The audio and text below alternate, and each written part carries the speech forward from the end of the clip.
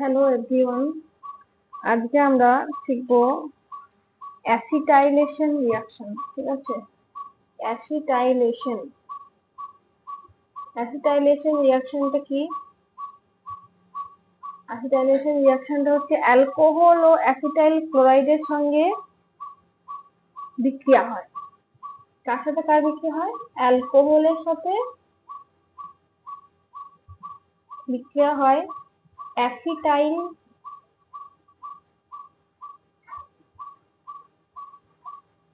Chloride. অ্যালকোহলের সাথে acetyl ক্লোরাইডের বিক্রিয়া হয়। বিক্রিয়ার ফলে কি উৎপন্ন হয়?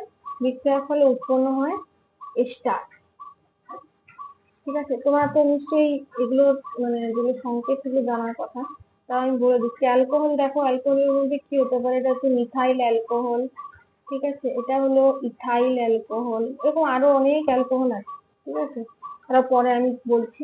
ঠিক আছে, আর অ্যাসিটাইল ক্লোরাইডের সংকেত তো জানো তোমরা, CH3CO।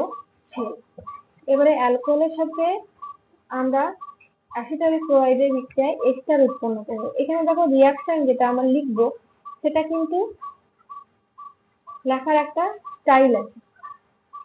এইখানে আমরা লিখবো Cl C ডবল বন্ড ও CH3। এটাকে আমরা এইভাবে লিখলাম। কেন লিখলাম? কারণ আমাদের এই HCl-টাকে এখান থেকে বার করতে হবে, -HCl। তাহলে কি হলো আমাদের উৎপন্ন হলো CH3 ও C ডবল বন্ড ও CH3। এই জিনিসটা কি? এটা হলো এস্টার। এস্টার গ্রুপটা কেন বলছি আমরা? কারণ এটার মধ্যে এই যে গ্রুপটা, সেই গ্রুপটা থাকার জন্য আমরা কি বলবো? এটাকে এস্টার বলবো। এই গ্রুপটার নাম হলো এস্টার গ্রুপ। এটা কি বলবো? Ester group. ঠিক আছে, এটাকে কি বলবো? Ester group. ঠিক আছে, এবারে এইভাবে আমরা কি উৎপন্ন করলাম? অ্যাসিটাইলেশন বিক্রিয়ার মাধ্যমে এস্টার উৎপন্ন করলাম। এবারে দেখো, এই যে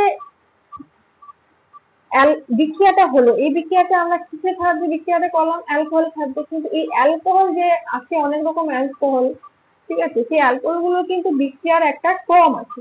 সেই ক্রমটা কি? CH3OH greater than 1 degree alcohol, greater than 2 degree alcohol, greater than 3 degree alcohol. এরকম একটা বিক্রিয়ার ক্রম। মানে হচ্ছে, তুমি দেখো উদাহরণ দিয়ে বলে দিচ্ছি। CH3OH greater than CH3CH2OH greater than CH3 whole 2 CHOH greater than CH3 whole 3 COH।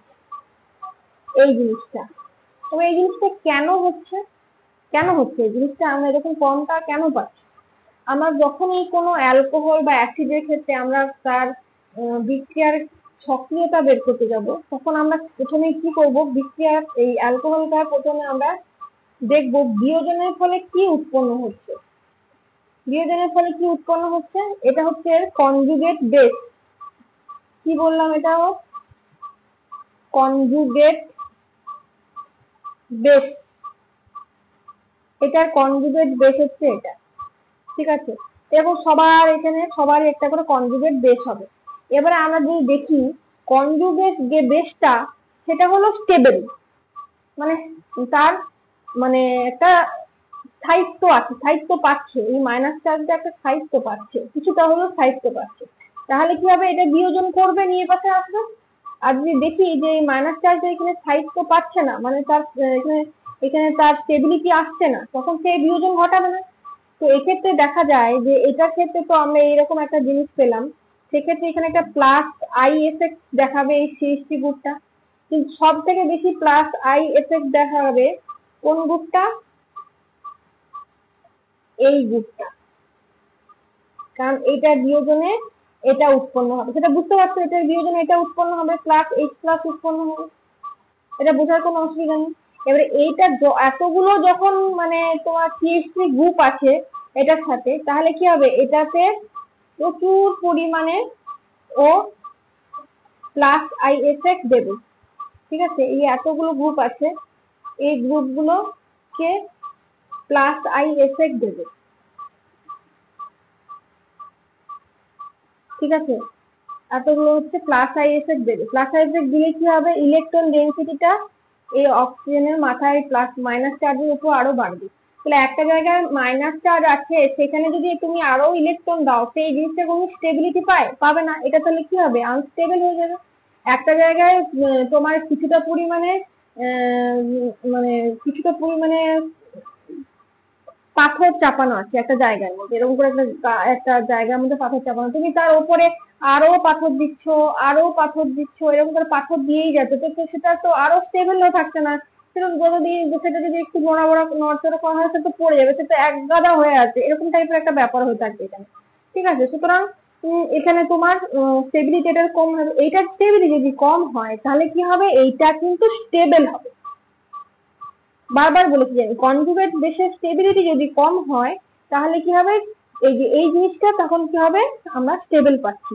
আর যখনই কোনো কম্পাউন্ড আমরা যৌগ যখনই স্টেবল হবে, স্টেবল যদি হয় বা স্থায়ী যৌগ যদি হয়, স্থায়ী যৌগ হলে সেটা কি হবে, কম সক্রিয় হবে, কম সক্রিয় হবে। তাহলে আমরা যেটা বলছিলাম সেটা তো বোঝা গেল, যে এখানে সক্রিয়তা কম হচ্ছে এটা। এখানে যেহেতু প্লাস চার্জটা তুলনামূলক ভাবে এটার থেকে অনেকটা কম, মানে নেগেটিভ চার্জের পরিমাণ এখানে অনেকটা কম, সেহেতু কি হবে, এটা কিছুটা হলেও স্টেবল হবে।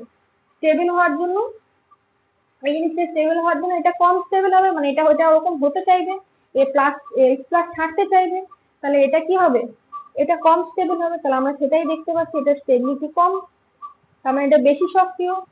এখানে কি হচ্ছে, কম স্টেবল, কে না এ, কম স্টেবল মানে হচ্ছে কি বেশি সক্রিয়, কম স্টেবল মানে হচ্ছে বেশি সক্রিয়। বোঝা গেল? এটা তাহলে কমটা বোঝা গেল কেন এই কমটা আমরা পেলাম। সবাই বুঝতে পারছো এই ব্যাপারটা?